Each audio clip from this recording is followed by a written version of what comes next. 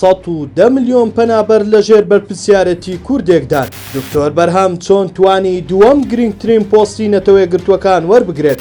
دکتۆر بەرهەم ساڵح مێژوویەکی نوێی نووسی بەبوونی بە یەکەم کورد کە پۆستی کۆمیسیاری باڵای نەتەوەی گرتووەکان بۆ پەنابەران وەرگرێت. کۆمیسیاری باڵای پەنابەران یەکێکە لە گرنگترین و سەختترین پۆستە مرۆییەکانی نەتەوەی گرتووەکان. ئەم پۆستە بەرپرسیارەتی پاراستن و یارمەتیدانی نزیکەی 110 ملیۆن پەنابەر و کۆچبەری لە سەرانسەری جیهان لەسەر شانە. ڕێکخراوی کۆمیسیاری باڵای پەنابەران لە زیاتر لە 130 وڵاتدا کار دەکات و خزمەتگوزاری ژیانگریان دابین دەکات بۆ ئەو کەسانەی کە لە شەڕدان. ئەرکەکانی سەر ڕێکخراوەکە بریتین لە دابینکردنی پەناگا، دابینکردنی خۆراک و چاودێری تەندروستی، بەڕێوەبردنی کەمپە پەنابەریەکان، هاوکاری لەگەڵ حکوومەتەکان بۆ پاراستنی مافی پەنابەران، هەماهەنگیکردنی وەڵامدانەوەی نێودەوڵەتی بۆ قەیرانە مرۆییەکان و شەڕکردن لە دژی وادەربڕین و گەڕاندنەوەی زۆرملەی پەنابەران.